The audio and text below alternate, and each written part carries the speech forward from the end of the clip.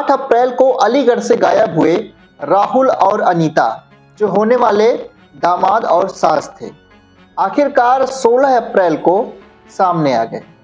उन्होंने दादो थाने में सरेंडर कर पुलिस को चौंका दिया। पर क्या है इस कहानी के पीछे की सच्चाई, चलिए जानते हैं। सास ने लौटने के बाद पुलिस के सामने जो बयां किया है वो जानकर आप हैरान रह जाएंगे। ऐसे ऐसे आरोप उसने अपने पति पर लगाए हैं, तो चलिए आपको बता देते हैं। राहुल जो अनीता की बेटी का होने वाला दूल्हा था, और अनीता दोनों ने स्वीकार कर लिया है अब वो दोनों एक दूसरे से प्यार करते हैं।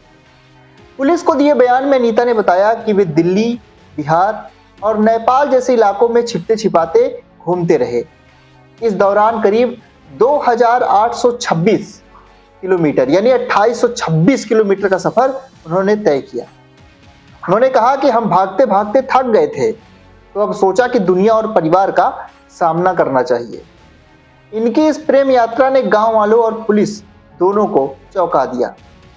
जब पुलिस ने पूछा कि क्या शादी कर ली है, तो अनीता का जवाब साफ था, नहीं शादी नहीं की है, बस दिल की सुनकर घर छोड़ दिया था। अब राहुल की ख्वाहिश है कि समाज और परिवार की रजामंदी से वो शादी करें और एक नई जिंदगी शुरू करें। अनीता पर आरोप भी लगा था कि वो बेटी के गहने और नकदी लेकर भागी थी, लेकिन अनीता ने भावुक होकर के थाने में पुलिस के सामने सफाई दी। उसने कहा कि मेरे पास सिर्फ पैरों में पायल और गले में मंगलसूत्र था, यही पहनकर गई, यही पहनकर लौटी, क्या मेरे पास कोई हक नहीं?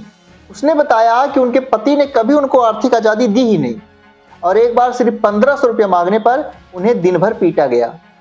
अनीता ने पुलिस के सामने अपने दर्द को खोला कि पति 6-6 महीने घर से बाहर रहता था, खर्च के लिए कभी 1500 कभी 2000 रुपए देता और मारपीट करता।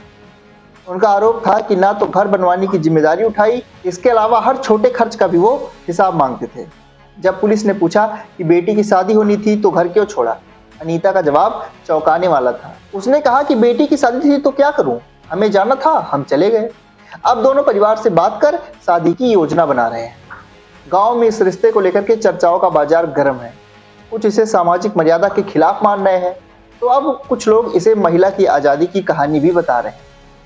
हालांकि हमने शुरुआत से ही आपको ये खबर बताई, और शुरुआत से ही हमने इस बात पर फोकस किया कि सोशल मीडिया के बढ़ते प्रभाव के कारण ही ऐसी घटनाएं हो रही हैं। लेकिन आपको क्या लगता है, आप इसे किस नज़रिए में देखते हैं?